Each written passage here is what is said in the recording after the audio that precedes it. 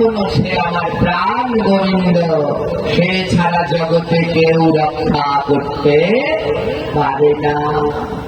হ্যাঁ, গোবিন্দ যদি না থাকে জগতে কেউ রক্ষা করতে পারে না। সে বলেছে, ওই মেয়েটা বলছে, তোরা যে ঠাকুরের কাছে দিস, তোদের ঠাকুর খায় 100 বার খায়, যদি দেওয়ার মতো দিতে পারো তবে খাবে। সে যদি বলে আমি দেই, খায় না, তোর মতো অসভ্য পাপী চণ্ডালের হাতে কোন দুঃখে ভগবান খাবে? ভগবানের দায় থেকেছে। এইরকম অসভ্য, বর্বর, এরা বর্বর ছাড়া আর কিছুই নয়। যারা নিজ ধর্ম ত্যাগ করে, ভগবান নিজেই বলছে তাদের মতো মহাপাপী আর জগৎ সংসারে নাই গীতায়। তাই আজ নিজ ধর্ম ত্যাগ করে আবার সেই ধর্মেরই অবমাননা করছে, এর মতো মহাপাষণ্ড আর হবে না। তাই প্রত্যেক মা এবং বাবাকে বলি, এইরকম কুলাঙ্গার সন্তান যেন কারো না হয়। আপনাদের সন্তানদেরকে আদর্শবান গড়ে তুলুন, আর এই গড়ে তোলার দায়িত্ব আপনাদের। তার জন্য সন্তানদেরকে ছোটবেলা থেকে গীতা অধ্যয়ন করান, আর সবার প্রথমে গলায় তুলসীর মালা পরিয়ে দিন। আর ছোট্টবেলা থেকে প্রত্যেকটা ছেলে মেয়ের গলায় তুলসী মালা থাকা দরকার।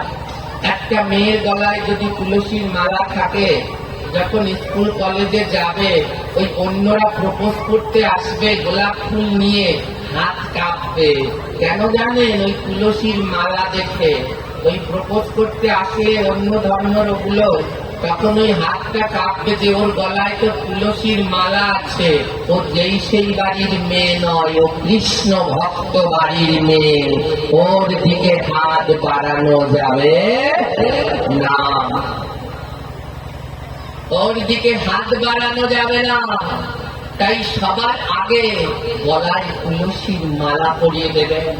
ওই মালা মানে বেড়া, গাছে বেড়া দেওয়া থাকতে যেমন সেখান থেকে কেউ ফুল তুলতে পারে না, আপনার মেয়ের গলায় যদি তুলসীর মালা থাকে, অন্য ধর্মের লোকেরা এসে আপনার মেয়ের হাত ধরতে পারবে না।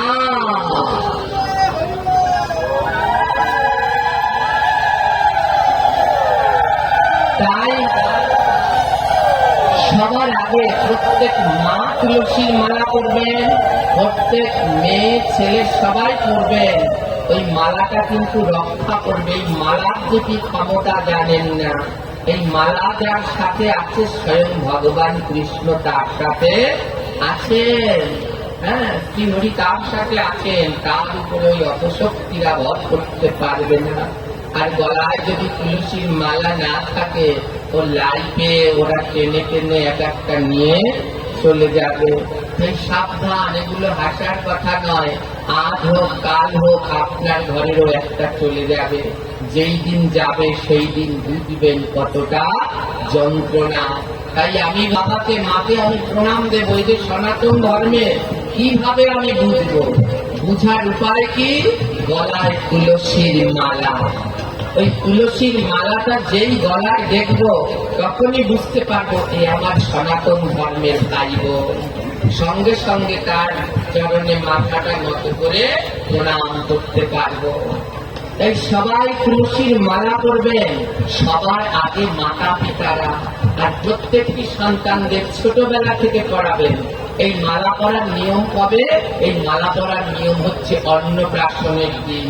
যেদিনকে মুখে প্রসাদ দেয় সেই দিনকে মালা টাকা পরিয়ে দেয়, তো ওই দিন মালা করতে হয়, আর মরার 8 দিন পর্যন্ত করতে ভুলতে না। তো ওই মালাটা ধারণ করে রাখবেন। অনেকে বলে আমাদের মালা টালা লাগে না। লাগে। সনাতন ধর্মে তুলসীর মালা ছাড়া আর কোনো গতি নাই। আমাদের ধর্মে যত শুভ কাজ রয়েছে, ওমা এই যে যারা বিয়ে করেছেন, বিয়ের দিন মালা পরিয়েছে না পরায়নি বলেন তো? পরিয়েছিল, মালা টাকা পরিয়েছিল। যত শুভ কাজ করবেন ওই মালা টাকা পরে তারপরে করতে হবে। তো তুলসীর মালাটা পরবেন, গলার সাথে যেন লেগে থাকে, দেখতে পায়। ভয় কিসের? অনেকে লজ্জা পায়। যারা লজ্জা পায় তাদের করা উচিত না। কেন? তারা হচ্ছে সনাতন ধর্মের কি অপমান! সনাতন ধর্মে জন্মগ্রহণ করে এরা সনাতন ধর্মের মান ক্ষুণ্ণ করছে। কেন তুলসীর মালা দেখিয়ে পড়তে হবে? কোন লজ্জা নেই। আমি সনাতন ধর্মে জন্মগ্রহণ করেছি, এটা আমার গৌরব, এটা আমার অহংকার। আমি সনাতনী, আমি ভগবান শ্রীকৃষ্ণের আদর্শে চলি। আমার শতজন্মের সৌভাগ্য যে আমি সনাতনের মতো সত্য পরম নীতিময় ধর্মে জন্মগ্রহণ করেছি, যেই জন্মে সর্বজীবের কথা ভাবা হয়, যেই জন্মে কোনো একার স্বার্থের জন্য নয়, যেই জন্ম কোন নিরীহ পশুদেরকে হত্যা করতে শেখায় না, যেই ধর্ম কোন মানুষকে আঘাত করতে শেখায় না, যেই ধর্ম অন্য ধর্মকে সংঘাত করতে শেখায় না, আমাদের সনাতন ধর্ম পরম শান্তি। এখানে সব প্রাণীদেরকে ভালোবাসতে বলা হয়েছে। জীবে দয়া, নামে রুচি, জীবকে দয়া করতে বলা হয়েছে। যত্র জীব তত্র শিব। সব জায়গায় জীবের প্রেম, শুধু মানুষের নয়। তাই আসুন আমরা নিজেদেরকে নিজেরা বাঁচাই, আর সবার আগে আমাদের ইয়ং জেনারেশনের ভাই বোনদেরকে বাঁচানোর চেষ্টা করুন। আমি আবার করজোরে এখানে অগণিত মা বাবা রয়েছে, সবাইকে বলছি, আপনারা আপনাদের সন্তানদেরকে প্রতিদিন গীতা পাঠ করার অভ্যাস তৈরি করুন। নইলে একদিন কিন্তু আপনাদের সন্তানরাও এমন ভাবে আপনাদের ছেড়ে চলে যাবে, সেই দিন আর রাস্তায় মুখ দেখাতে পারবেন না। তাই এইখানে বলা হয়েছে জননী পিতার্থা। যেই মায়ের গর্ভে কৃষ্ণ ভক্ত সন্তান জন্মে তাকে বলে পিতার্থা মা। তাই পিতার্থা মা হতে হলে আপনাকেও প্রতিদিন গীতা অধ্যয়ন করা একান্ত কর্তব্য। মা, বড় গীতা যদি প্রতিদিন পড়তে না পারেন, এই যে ছোট গীতা, একে আমি সবসময় পড়ি, গীতা প্রেসের গোরক্ষপুরের গীতা। এর সুন্দর বড়গুলো আছে, ছোটগুলো আছে। বড়টা সবসময় পড়তে পারছেন না, সব জায়গায় নিয়ে যেতে পারছেন না, এই ছোট গীতা নিয়ে নেবেন, এগুলো খুব সুন্দর। এর একটা গীতা নিয়ে রাখবেন সবসময় সঙ্গে করে, এবং প্রতিদিন একটা শ্লোক হলেও পাঠ করবেন। আপনার জীবন ধন্য হবে, ভগবান আপনার সঙ্গে থাকবে। তাই সকালবেলা ঘুম থেকে উঠে চায়ের কাপটা না খুঁজে সবাইকে ঘুম থেকে উঠিয়ে একসাথে ঠাকুর ঘরে বসে দিনটা শুরু করুন।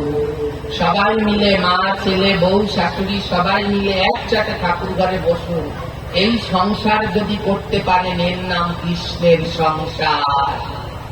এই সংসারের নাম কৃষ্ণের সংসার। একটা দিন একটু ট্রাই করবেন, শুধু একটা দিন, তারপরে বলবেন বাবা, মা, ছেলে, মেয়ে, বউ, শাশুড়ি সবাই মিলে একসাথে সকালবেলায় ভগবানের নাম দিয়ে শুরু করবেন। ঠাকুর ঘরে গিয়ে বসে সবাই মিলে 5 মিনিট গীতা পড়ে তারপরে জীবনের সংসারের অন্য অন্য কাজ শুরু করবেন। সেই দিনটা কেমন গেল, আর যে দিনগুলো ভগবানের নাম দিয়ে শুরু করেননি সেই দিনগুলো কেমন গেল, আপনারা নিজেরাই একদিন বিবেচনা করে দেখবেন আমি সত্য বলছি না মিথ্যা বলছি।